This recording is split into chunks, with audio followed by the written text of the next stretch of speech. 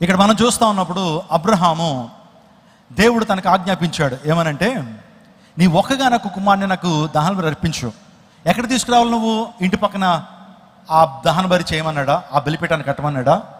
Abraham ఎక్కడ దేవుడు అబ్రహాంని ఎక్కడ కట్టమన్నాడంటే మోరియా దేశం. ఏ దేశం ఇది? Mount Moriah, the country Moriah. Moriah దేశానికి వచ్చి అక్కడ ఈ బలిపీఠాన్ని కట్టమన్నాడు. చూడండి, ఈ బలిపీఠం కట్టడానికి అబ్రహాము ఎన్ని దినాలు తన ఇంటి నుంచి ప్రయాణం చేసుకుంటూ వెళ్ళాడు. ఆల్మోస్ట్ 3 days తన కొడుకునేటువంటి ఇస్సాకుని తీసుకొచ్చి ఆ వ్యక్తి మోరియా దేశంలో మోరియా పర్వతం మీద దేవునికి దహన బలి అర్పించడానికి బయలుదేరాడు. అక్కడ కట్టినటువంటి బలిపీఠం ఏంటి? మోరియా పర్వతం మీద. మనకు తెలుసు ఆ సందర్భం అంతా కూడా. తన కొడుకుని ఇస్సాకుని తీసుకుని ఇద్దరు బయలుదేరారు. దారి మధ్యలో కొడుకు అడుగుతున్నాడు ధర్మ సందేహం, నానా కట్టెలు ఉన్నాయి, నిప్పు ఉంది, కానీ గొర్రెపిల్ల లేదు నానా అని అడిగాడు. ఏమండి, దహన బలికి ఏం కావాలి? కట్టెలు కావాలి, ఒక బలిపీఠం కావాలి, నిప్పు కావాలి. మరి ఆ బలిపీఠం మీద పెట్టే గొర్రెపిల్ల ఏది నానా అంటే అబ్రహాం ఏమన్నాడు? యెహోవా ఈరేరా అన్నాడు. యెహోవా ఈరే అన్న మాటకు అర్థం ఏంటి? దేవుడే చూసుకుంటాడు రా. ఏమండి, దేవుడే చూసుకుంటాడు అని చెప్పినట్లు అబ్రహాము తీరా పోయి మోరియా పర్వతం మీదకి వెళ్ళిన తర్వాత అక్కడ బలిపీఠం కట్టాడు. బలిపీఠం రాళ్లతో బలిపీఠాన్ని కట్టి కట్టెలు చీల్చి కట్టెలను పేర్చి కొడుకు కాళ్ళు కడుతున్నాడు. నాన్న ఇంత దుర్మార్గుడు అనుకోలేదు. కింద అడిగితేనేమో యెహోవా చూసుకుంటాడు అన్నావా, ఇక్కడేమో నా కాళ్ళు కడుతున్నావా అని చెప్పి ఇస్సాకు ఎదురు తిరగలా. ఇస్సాకు విధేయత చాలా గొప్పది. అక్కడ అబ్రహాము కట్టిన బలిపీఠం పేరు ఏంటంటే సమర్పణ బలిపీఠం. Please tell me with me, ఏ బలిపీఠం? సమర్పణ బలిపీఠం. మన జీవితాల్లో కూడా సమర్పణ బలిపీఠాన్ని మనం కట్టాలి. సమర్పణ అనే బలిపీఠాన్ని మనం జీవితాల్లో కట్టాలి. దేవుని కోసం ఏం సమర్పించుకుంటున్నావు? 2 degrees వేడి అధికమైతే ఇది వద్దులే దేవుని యొక్క సన్నిధికి, వేడి బాబోయ్ నల్లబడిపోతానేమో, లేకపోతే గ్లామర్ తగ్గిపోద్దేమో అనేటువంటి ఆలోచన, ఆ సమర్పణ మన జీవితంలో చాలా మందికి లేదు. దేవుని కోసం సమర్పించుకున్నటువంటి వారు దేవుని పొందుకుంటారు. దేవుని కోసం సమర్పించుకున్నటువంటి వారు దేవుని కార్యాలు చూస్తారు. సమర్పణ బలిపీఠం ఉందా? మనకేమో దేవుని ఆశీర్వాదాలు వర్షం వలె మన మీద దిగి రావాలి. వర్షం వస్తే దేవుని సన్నిధికి రాం. మనం దేవుని ఆశీర్వాదాలు ఎలా రావాలి? దేవుని ఆశీర్వాదాలు మన మీద ఎలా ఉండాలి? షవర్స్ ఆఫ్ బ్లెస్సింగ్ వలె దిగాల. కానీ వర్షం వస్తే మనం దేవుని సన్నిధికి రాం. మన జీవితాల్లో సమర్పణ ఏది? ఆదివారం రోజున ఒక 200 కలిసి వస్తుందంటే మన మందిరానికి మానేస్తాం. ఆదివారం ఒక క్రికెట్ మ్యాచ్ ఫైనల్ ఉంటే ఆ రోజు మనం దేవుని సన్నిధికి మానేస్తాం. ఒక పెళ్ళిళ్ళు పేరెంటాలు ఉంటే ఆదివారం దేవుని మందిరాన్ని మానేస్తాం. ఏది సమర్పణ? ఏది? ఆ సమర్పణ లేకపోతే మన జీవితంలో దేవుని కార్యాలు జరుగుతాయా? అబ్రహాము తన కొడుకుని ఇచ్చేసాడండి. పోనీ 10 మంది కొడుకులు ఉన్నారా? పోనీ 3 కొడుకులు ఏమైనా ఉన్నారా? ఒకడు ఇస్సాకు ఒకడే. ఆ ఇస్సాకుని తీసుకొచ్చి నాకు ఇచ్చాయంటే ఎంత సమర్పణ ఉంటే ఆ కార్యం చేస్తాడో మీరు చూడండి. ఊరికినే అబ్రహాముని దీవించలేదండి. ఊరికినే అబ్రహాముని విశ్వాసులు తండ్రి అని దేవుడు పిలవలా. అబ్రహాము నువ్వు నా స్నేహితుడు అయ్యా అని అబ్రహాము అంత మెచ్చుకోవడానికి కారణం ఏంటంటే అబ్రహాములో సమర్పణ. ఏది నీ సమర్పణ? ఏది నీ త్యాగం? దేవుని కోసం ఏం సమర్పించుకుంటావు? దేవుని కోసం మనం సుఖాన్ని సమర్పించుకోలేం. దేవుని కోసం ₹1 సమర్పించుకోలేం. దేవుని కోసం ఏం చేయలేం. మనం అన్ని కంఫర్టబుల్ జోన్లో ఉండాలి. అప్పుడు వచ్చి దేవునికి స్తోత్రం హల్లెలూయా అంటాం. నీ జీవితంలో సమర్పణ ఉందా? నా జీవితాన్ని సమర్పించుకున్నాను. ఎట్ ది ఏజ్ ఆఫ్ 17 దేవుని కోసం జీవించాలి. ఈ పరిశుద్ధమైనటువంటి జీవితాన్ని దేవుని కోసం జీవించాలి. నా యావత్ జీవితాన్ని, నా ఉద్యోగాన్ని సమర్పించాను, నా జీవితాన్ని ప్రభువుకు సమర్పించాను. దేవుడు నన్ను విడిచిపెట్టలా. దేవుడు మిమ్మల్ని కూడా విడిచిపెట్టడు. దేవుడి నుంచి ఏం కోరుతున్నాడు? ఆ సమర్పణ దేవుడు కోరుతున్నాడు. సమర్పించుకుంటావా? అపోస్తలుడు పౌలు సౌలుగా ఉన్నప్పుడు ఆ యొక్క దమస్కు ద్వారమున ప్రయాణం చేసుకుంటూ వెళ్తున్నప్పుడు ప్రభువు వారికి దర్శనం ఇచ్చారు. He had encounter with almighty god at the gate of Damascus. దమస్కు ద్వారమున యేసుక్రీస్తు ప్రభు వారు సౌలుకి ఎప్పుడు దర్శనం ఇచ్చాడో అప్పుడు సౌలు జీవితం పౌలుగా మార్చబడింది. అటువంటి సౌలు పౌలుగా మార్చబడిన తర్వాత రోమాపత్రిక ఒకటి రాస్తున్నాడు 12వ అధ్యాయంలో, సజీవయాగంగా మీ శరీరాల్ని దేవుని సమర్పించుకోండి. ఈ రోజున సమర్పించుకుంటావా? ఈ చేతులు దేవుని సమర్పించావా? ఈ కాళ్ళు దేవుని సమర్పించావా? ఈ నోరు దేవుని సమర్పించావా? ఈ కళ్ళు దేవునికి సమర్పించావా? ఈ కళ్ళతో నేను వ్యర్థమైన వాటిని చూడను ప్రభువా అని నీ కళ్ళతో ఒక సమర్పణ చేసుకున్నావా? ఈ చేతులు పాడు పనులు చేయు. ఈ చేతులు మంచి కార్యాలు చేస్తాను, ఈ చేతులకి నీ చేతులను సమర్పించుకున్నావా? ఈ కాళ్ళు వ్యర్థమైనటువంటి స్థలాలకి వెళ్ళవు అని కాళ్ళతో ఒక కమిట్మెంట్ తీసుకున్నావా? సండే స్కూల్ పిల్లలు ఒక మంచి పాట పాడతారు. అదేంటంటే, నాకు ఇచ్చిన ఈ చిన్న చేతులు ప్రభువా నీ కార్యాలు చేస్తాయ్యా, ఈ చిన్న కళ్ళు ప్రభు మంచి వాటిని చూస్తాయని ఒక సమర్పణ. యోబు అంటాడు, కన్యకను ఏ విధంగా చెడు దృష్టితో చూస్తానంటాడు.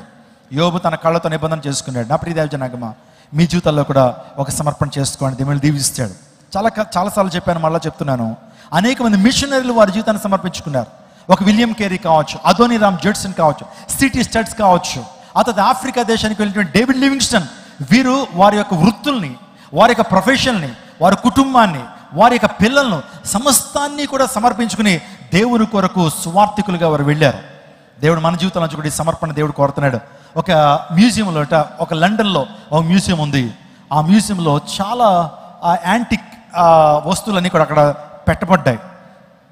రాజుల కాలంలో, పురాతన కాలంలో రాజులు వాడినటువంటివన్నీ కూడా అక్కడ పెడితే అందరూ చూసుకుని వెళ్తున్నారట. ఒకరోజు ఒక యవనస్తుడు ఆ మ్యూజియానికి వచ్చి అన్నీ అలా చూసుకుంటూ వెళ్తున్నాడు. అన్నీ అలా చూసుకుంటూ వెళ్తున్నాడు. ఒక దృశ్యాన్ని చూసేటప్పటికి అలా ఆగిపోయేటప్పటికి సో అక్కడ ఆ ఫోటోని చూస్తూ కన్నీళ్ళు కారుస్తున్నాడట. నీళ్లు దారదారులుగా కారిపోతున్నాయి, కన్నీళ్ళు దారదారులుగా కారిపోతున్నప్పుడు అలా ఉండిపోయాడు. Is looking at that picture, is just steering at that picture. ఆ పిక్చర్ని అలా చూస్తూ ఉండిపోయాడు. ఇంకా తనకి ఏది గుర్తు రావట్లేదు. ఆ ఫోటో అలా చూస్తున్నాడు, కన్నీళ్ళు అలా కారుస్తున్నాడు. మ్యూజియం టైం అయిపోయింది, సాయంకాలం 5:36 అయిపోయింది. మ్యూజియం యాజమాన్యం వచ్చారట. Sir, it's time to leave, మీరు వెళ్ళిపోవాలా, ఇక్కడ ఉండడానికి వీల్లేదు, ఎందుకంటే మేము క్లోజ్ చేసుకోవాలి. అప్పుడు వరకు ఆ ఫోటోని అలా చూస్తాం. మధ్యాహ్నం 12 గంటలకు వచ్చిన వాడు సాయంకాలం 5 గంటల వరకు అలా చూస్తూ ఉండిపోయాడట.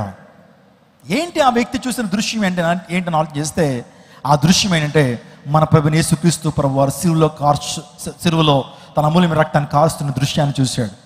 చూసిన తర్వాత అలా ఉండిపోయాడు, ఆలోచన చేస్తున్నాడు. దాని కింద ఒక మాట రాయబడిందట. అదేంటంటే, ప్రభు వారు చెప్తున్నారు, యేసు ప్రభు చెప్తున్నట్లుగా, I did all these things for you, what have you done for me? I have done all these things for you, what have you done for me? నేను నీ కొరకు ఇదంతా చేశాను, నువ్వు నా కోసం ఏం చేసావు అనే ఒక చిన్న ప్రశ్న తన జీవితంలో ఎప్పుడైతే సంధించబడిందో, అవును, దేవుడు తన స్వరక్తం ఇచ్చి నన్ను కొన్నాడు. ఆయన రక్తం ఇచ్చి నన్ను ఏం చేశాడు? పాపం నుంచి విమోచించాడు. నేను పరలోక రాజ్యానికి వెళ్ళగలుగుతున్నానంటే యేసు ప్రభు చేసిన త్యాగమే. మన యేసయ్యకి నేను ఏం చేశాను, యేసు కొరకు ఏం చేశానని, యేసయ్య కొరకు ఏం చేశాను ఆలోచన చేసుకుంటూ వెంటనే ఆ వ్యక్తి ఒక తీర్మానం తీసుకున్నట్టు, యేసయ్య కొరకు ఏదైనా చేయాలి. ఈ యొక్క శ్వాస ఉన్నంత కాలము, నేను చనిపోయేంత లోపు యేసు కొరకు ఏదైనా చేయాలి, యేసయ్య కొరకు ఏదైనా చేయాలని చెప్పి తన జీవితాన్ని ప్రభు కోసం సమర్పించుకుని చైనా దేశానికి మిషనరీగా వెళ్ళాడట యవనస్తుడు. చప్పలు కొడుతూ దేవునామం ఏర్పరచండి. సమర్పణ జీవితం ప్రభు కోసం సమర్పించుకుందాం. సమర్పణ కలిగినటువంటి వారిని దేవుడు ప్రత్యేకంగా దీవిస్తాడు. I have told you 4 important altars in the life of Abraham.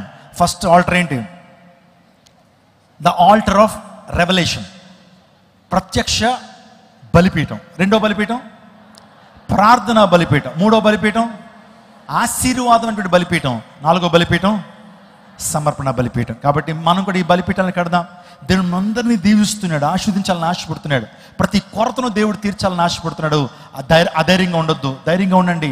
దేవుడి మీ చేతుల్లో గొప్ప కార్యం జరిగిస్తుంది. అందరికీ శుభవార్త. ప్రతి ఆదివారం 10,000 మంది ఒక చోట చేరి దేవుణ్ణి ఆరాధిస్తున్న జీవం గల దేవుని సంఘం. స్వస్థత, విడుదల, అభిషేకం పొందాలనుకుంటున్నారా? దురాత్మ శక్తుల నుంచి విడుదల కావాలా? ఆర్థిక ఇబ్బందుల నుంచి విడుదల కావాలా? సంతానలేమితో బాధపడుతున్నారా? కుటుంబ సంక్షేమం కొరకు ప్రత్యేక ప్రార్థనలు కోరుకుంటున్నారా? శాంతి లేక ఆత్మహత్య చేసుకోవాలనుకుంటున్నారా? నిజమైన ఖచ్చితమైన వాక్యం చేత బలపడాలని ఆశిస్తున్నట్టయితే రండి. క్రైస్ట్ టెంపుల్ మీ కొరకే.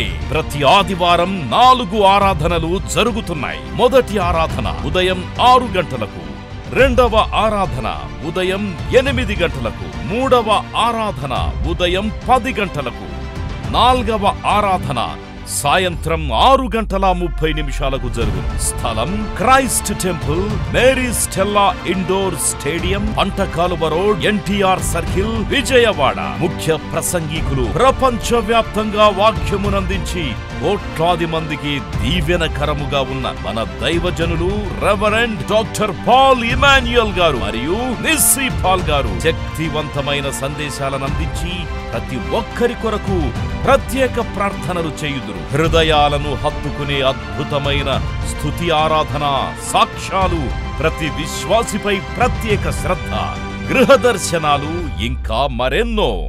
ప్రతి ఆరాధనలో వేల మంది ప్రజలు పాల్గొంటూ ఆత్మీయముగా బలపడుచున్నారు. పాటలు, ఆరాధన, వర్తమానముల ద్వారా దేవుని ఆత్మీయ కార్యములు అనేకులు పొందుకుంటున్నారు.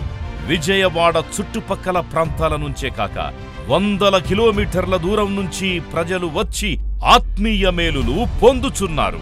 ప్రతి ఆదివారం హోలీ కమ్యూనియన్ సర్వీస్. దూర ప్రాంతము నుండి వచ్చు వారికి ప్రేమ విందు కలదు. కుటుంబాలతో రండి. దేవుడిచ్చే గొప్ప రక్షణ, స్వస్థత, అభిషేకాన్ని పొందుకొనండి. రండి, మీ దుఃఖము నాట్యముగా మార్చబడును. మరిన్ని వివరాలకు సంప్రదించండి 88 6276 777.